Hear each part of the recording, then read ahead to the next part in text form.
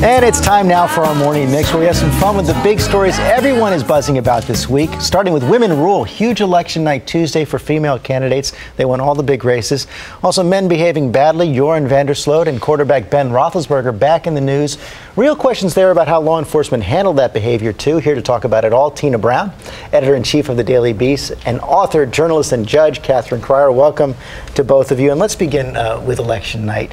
All the big races won by women, 5 big winners that night. Carly Fiorina and Meg Whitman out in California. Nikki Haley, surprise out in South Carolina. Sharon Engel in Nevada. Blanche Lincoln holding on in Arkansas. And this really was, something remarkable. I mean, every big race won by a woman. Yeah, I mean, it was. I mean, in some ways, it's again a representation that people are looking for otherness. They're so disgusted with incumbents that, they're looking for something completely different.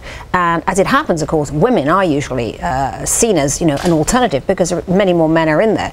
But actually, the only trouble with this one is it almost feels as if all these women winning are kind of a blow to feminism, because each one of them, really, most of them, are, very much, against so many of the things that women have fought for such a long time. So you could argue they're different kinds of feminists. Yeah. They've had a lot of success in other fields. This is true. This is true. But gender didn't play as big a role, which I think is the one positive note here, is that it wasn't really a conversation until we got to a hair issue, which I think we'll be talking about later. But I think that's very, very important. But it's of great concern that what I am seeing is that people will realize that women can make the same mistakes and have the same clay feet as men. Women too can be wingnuts. Is the point. Well, that's part of it. But also, look, Nikki Haley down in South Carolina, she faced allegations that she had affairs, and we've seen men go through. But she was in the right state for those allegations. I guess. I suppose that's Nikki right. Haley beat back that. That was very interesting. I mean, that was actually encouraging, I thought. Well, but there was other scandal that I think dominated that, and other outrageous comments by South Carolina politicians. So it made that look relatively benign. That's exactly right. And you also meant talking about outrageous comments. Carly Fiorina, after the election, getting caught on tape. Men have had this happen to them as well. She didn't remember that she was on camera. Let's take a look. This. Laura saw Barbara Boxer briefly on television this morning and said what everyone says, God, what is that hair? So yesterday. Was Barbara Boxer her opponent? There she is. There you see it. Uh-oh, I am on camera. Yeah, but you know what I love about it so much? It's like, as we were saying, as Catherine was saying, it was great that it was gender neutral. Then all of a sudden, boom, you suddenly switched into absolute claws coming out, and it's like the women. And you know what really killed it was yesterday.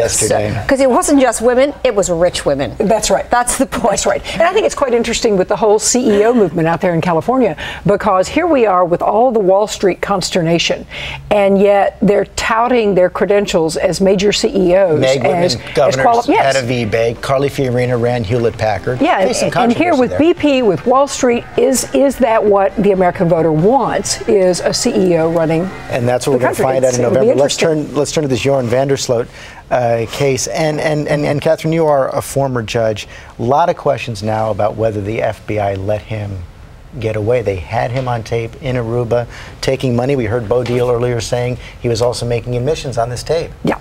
Well, I would love to bash the FBI, but it is a problem that this was in Aruba. You do have government authorities over there that I think should have taken action immediately. When they contacted the FBI, said he's planning to leave.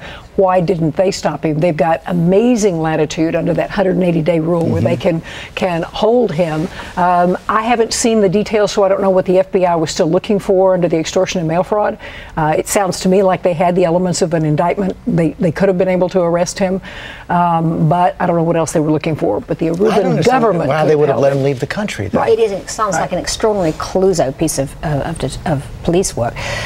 What I do feel very much about this case is, though, with the Vandersloot, is it really shows the absolute perils, frankly, of being an enabling parent. Because when you go back to the original crime, it was his father, Paulus, who was in the Justice Department, who really almost colluded with him in the cover-up. I mean, he basically lied for him and told him no body, no charge. And it's a classic thing of a parent who is allowing his kid, in a sense, license to get away with even this terrible crime. That is a very good point. Meanwhile, we've got Ben Roethlisberger, these tapes, pretty stunning tapes of the accuser talking, Catherine.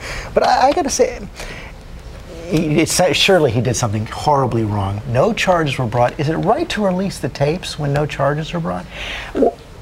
What I liked, and whether yes, I actually think it is. I think it is. I think that we've got hidden rules and laws in society that keeps us from being overly regulated and overly governed by actual laws on the books, and that is shaming, ethics, morality, this sort of thing. I was thrilled to see the NFL finally say, you know, we have a morals clause in our contracts, and we never execute this. We never require players to live up to this.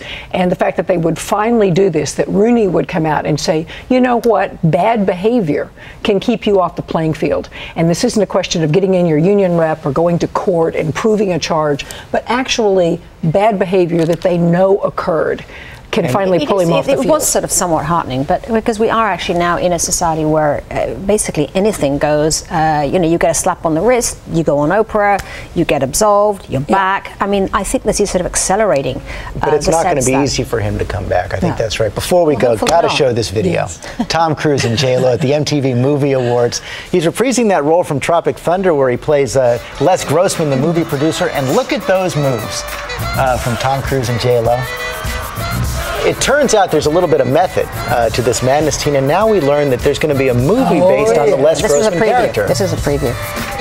What do you think? I think that the whole Scientology and Oprah jumping up and down on the couch, so this actually was a brilliant PR move. He got such great reviews from the Grossman in Tropic Thunder. I know what he was. I mean, to replay this, I think absolutely. It's probably very good for he him. was the second most ludicrous person on the stage to ludicrous. But anyway, I thought that's going to have to be the last word today. We are out of time. Come back next week.